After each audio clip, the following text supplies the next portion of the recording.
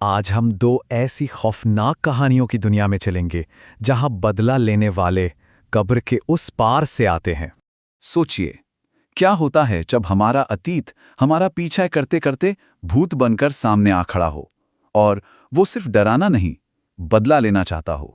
चलिए कहानी में आगे बढ़ते हैं और मिलते हैं दो औरतों से जिनकी जिंदगियों पर एक ऐसा अलौकिक साया पड़ने वाला है जो सब कुछ तबाह कर देगा।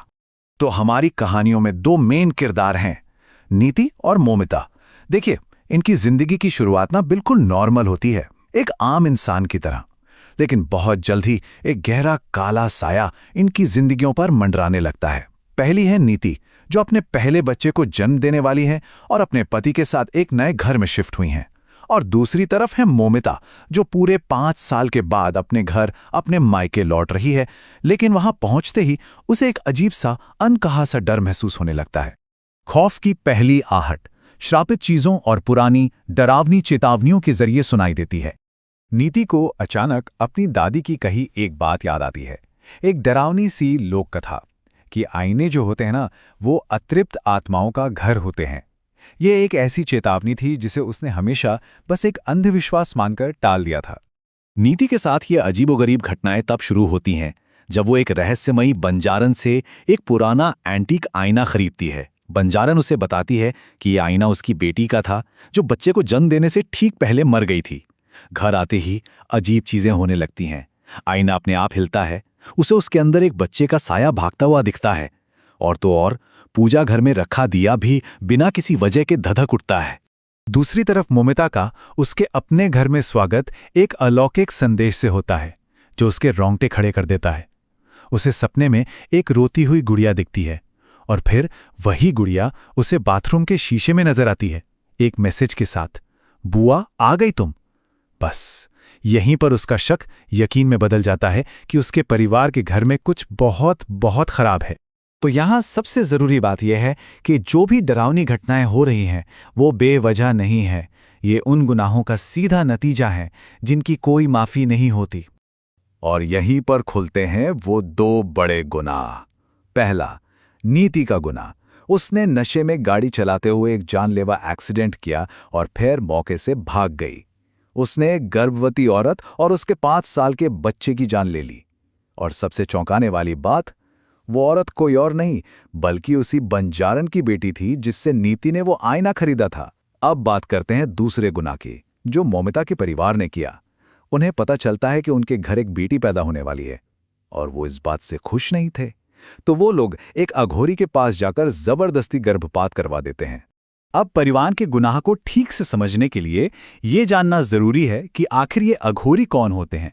देखिए, ये शैव साधुओं का एक पंथ है जो ज्यादातर शमशान घाट में रहते हैं और मृत्यु के बाद के जो अनुष्ठान होते हैं उनके लिए जाने जाते हैं।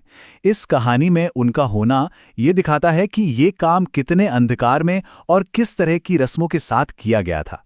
और अब कहानी अपने क्लाइमैक्स पर पहुंचती है, जहां इन गुनाहों का हिसाब एक बहुत ही हिंसक और दुखद अंत के रूप में सामने आता है। नीति के लिए खौफ की इंतहा तब होती है जब उसे एक बच्चे की आवाज में ये नर्सरी राइम सुनाई देती है और उसके ठीक बाद एक भयानक बिना सिर वाला साया उसके सामने आ जाता है। उधर दूसरी कहानी में वो अजन्मी आत्मा अपना मकसद बिल्कुल साफ कर देती है। वो सीधे सीधे कहती है कि इस परिवार का बेटी को ठुकराना ही अब उनका सबसे बड़ा श्राप बनेगा। और यही बात इन कहानियों की सबसे खास थीम को सामने लाती है कि ये आत्माएं सिर्फ डरा नहीं रही हैं, बल्कि वो एक सिंबॉलिक तरीके से इंसाफ कर रही हैं। नीति के कर्मों का हिसाब तब पूरा होता है जब बंजारन की आत्मा खुद सामने आती है और बताती है कि उसने काले जादू के जरिए नीति को ढूंढा है। वो ऐलान करती है कि जैसे नीति ने उसका बच्चा छीना था, वैसे ही वो भी नीति के अजन्मे बच्चे को ले जाएगी। और फिर उस आत्मा की चीखों को ना सह पाने की वजह से नीति की मौत हो जाती है और वो आईना टूटकर बिखर जाता है। दूसरी कहानी में बदला और भी भयानक रूप ले लेता है। आत्मा के हमलों से तंग आकर और अपने गुनाह के बोझ तले दबकर मोमिता का भाई आत्महत्या कर लेता है। लेकिन बदला यहीं खत्म नहीं होता और आखिर में बेकसूर मोमिता भी इस श्राप का शिकार बन जाती है। तो फिर इन डरावनी सबक सिखाने वाली कहानियों से आखिर क्या सीखा जा सकता है? ये टेबल हर किरदार के कर्मों और उसके नतीजों को एकदम साफ साफ दिखाती है। एक तरफ नीति का गुनाह और उसका अंजाम है, तो दूसरी तरफ भाई का अपराध बोध जो उसे मौत तक ले गया। और तो और मुमिता की बेगुनाही भी उसे बचा नहीं पाई और उसका भी एक भयानक अंत हुआ। तो आखिर में सवाल क्या बचता है? क्या ये कहानियां सिर्फ डराने के लिए हैं, या फिर ये हमें एक बहुत ही गहरी सच्चाई दिखाती हैं कि कर्मों का हिसाब देर सवेर होकर ही रहता है, चाहे इस दुनिया में हो या किसी और दुनिया से।